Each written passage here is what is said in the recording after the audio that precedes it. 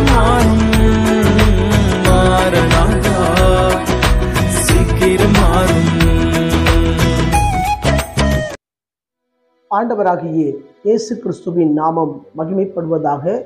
இந்த 1935வது காலை மன்னா செய்தியின் மூலமாக உங்களை சந்திப்பதில் மிக்க மகிழ்ச்சி அடைகிறேன்.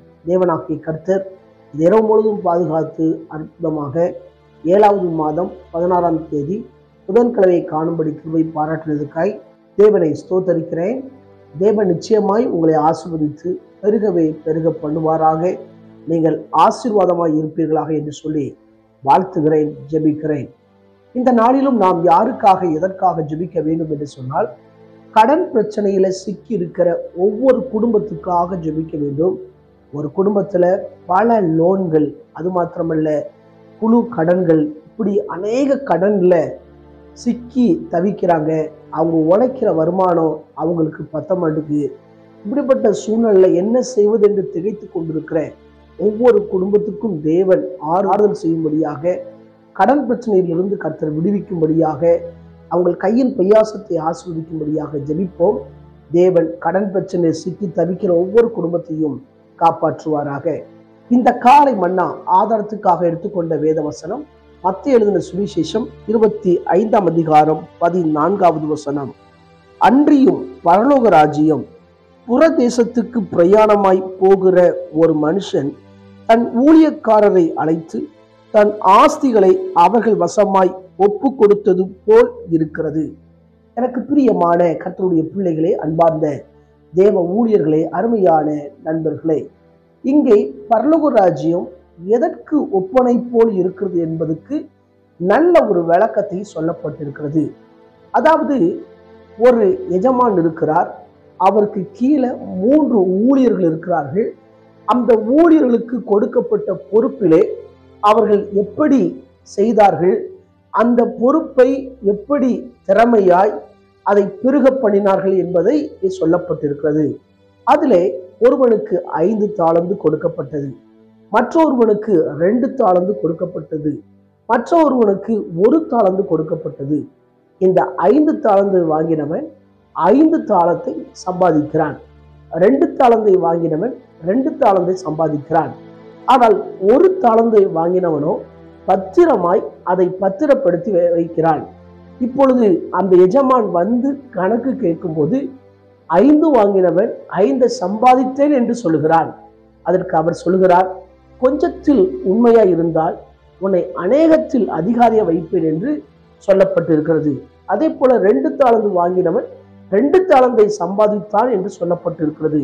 ஆனால் 1 தாளந்தை வாங்கினவனோ அவன் அடுக்கு மொழியில மாத்திரமல்ல, பெரிய வார்த்தைகளை சொல்லி அவன் பேசுகிறான், நீண்ட வார்த்தைகளை பேசுகிறான். நம்முடைய வாழ்க்கையில கூட நம்ம இப்படி 5 தாளந்தை போல இன்னொரு 5 தாளந்தை சம்பாதிக்க வேண்டும்.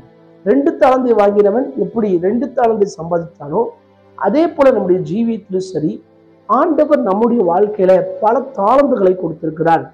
இந்த தாளந்துகளை கர்த்தருக்காக உபயோகப்படுத்த வேண்டும். சிலருக்கு பாடுகிற திறமை இருந்தால் நீங்கள் ஆண்டவருக்காக நன்றாக பாடலை பாட வேண்டும். சிலருக்கு ஜெபிப்பதற்கு தாளந்து இருக்கும், நீங்கள் நன்றாக ஜெபிக்க வேண்டும். அதே போல சிலருக்கு சுவிசேஷம் சொல்லுகிற தாளந்து இருக்கும். எனவே நீங்கள் நன்றாக சுவிசேஷம் சொல்லி சுவிசேஷ திறமையை வளர்த்து கொள்ள வேண்டும். அதே போல சிலருக்கு பணிவிடை செய்கிற தாளந்து இருக்கும், நீங்கள் ஆண்டவருக்காக பணிவிடை செய்ய வேண்டும். இப்படி செய்யும் போது உங்கள் கொடுக்கப்பட்ட பொறுப்பிலே நீங்கள் கொஞ்சத்தில் உண்மையா இருக்கும்போது அநேகத்தில் அதிகாரியாய் கர்த்தர் உங்களை மாற்றுவார். இதை பார்த்து கொண்டிருக்க அன்பான கர்த்தருடைய பிள்ளைகளே, எனக்கு 1 தாளந்துமே இல்லைன்னு சொல்லி யாரும் சொல்ல முடியாது. நான் வேதாகம கல்லூரியில் இப்படி போதிக்கும் போது சொல்லுவேன், சாதாரண லூசுக்கு 600 டேலண்ட் இருக்கான். ஆனா ஆண்டவரால் படைக்கப்பட்ட நமக்கு ஆண்டவர் அநேக தாளந்துகளை கொடுத்திருக்கிறார். அந்த தாளந்தை கர்த்தருக்காக யூஸ் பண்ண வேண்டும். சிலர் வெட்கப்பட்டு நான்லாம் இதுக்கு தகுதி இல்லை சொல்லி தன்னுடைய தாளந்தை அந்த 1 தாளந்து வாங்கினவன் புதைத்து போட்டது போல புதைத்து போட்டு சாக்கு போக்குகளை சொல்லி கொண்டிருக்கிறார்கள். நீங்க உங்க வாழ்க்கையில அந்த 1 தாளந்து வாங்கினவன் புதைத்து போட்டது போல நீங்கள் புதைத்து வைக்கக்கூடாது. 5 தாலந்து 2 தாலந்து வாங்கினவன் வேறே 5 2 இப்படி சம்பாதித்தானோ அதே போல சம்பாதிக்க வேண்டும். உங்க வாழ்க்கையில நான் எதுக்குமே லாக்கி இல்லை, எனக்கு ஆண்டவர் திறமையே கொடுக்கல அப்படி சொல்லி நீங்க யாருமே நினைக்க கூடாது. உங்களுக்குள்ள இருக்கிறவர் பெரியவர். ஒருவேளை மற்றவர்களுக்கு இருக்கிற தாளந்து உங்களுக்கு இல்லாமல் இருக்கலாம், உங்களுக்கு இருக்கிற தாளந்து அவர்களுக்கு இல்லாமல் இருக்கலாம். ஆனால் உங்களுக்கு கொடுக்கப்பட்டது கொஞ்சமோ அநேகமோ அதை ஆண்டவருக்காக பயன்படுத்துங்க. வேதாகமத்துல அப்போஸ்தலர் நடபடிகள் 9ஆம் அதிகாரத்துல 36ஆம் வசனத்திலிருந்து வாசித்தா அங்கே தொர்க்காலை பற்றி சொல்லப்பட்டிருக்கிறது.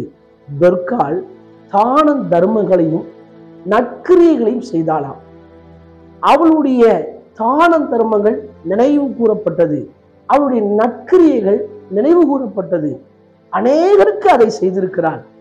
நம்முடைய வாழ்க்கையிலும் இப்படிப்பட்ட தாளந்து இருக்குமானால் தொடர்ந்து செய்யுங்க.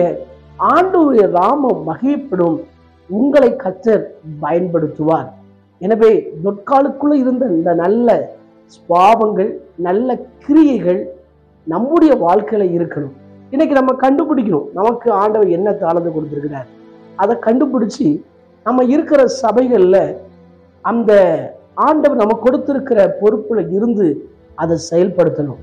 சில நேரங்கள்ல உங்களுடைய போதகர் உங்களுக்கு ஒரு பொறுப்பை கொடுப்பாங்க, இதை நல்லா செய்யுங்கன்னு சொல்லி.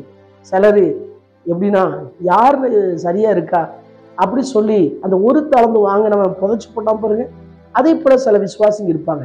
ஆனா சிலர் எப்படின்னா அவங்களுக்கு கொடுக்கப்பட்ட சின்ன பொறுப்புல ரொம்ப உற்சாகமாய் ரொம்ப ஆக்டிவா கர்த்தருக்கு பயந்து செயல்படுவாங்க.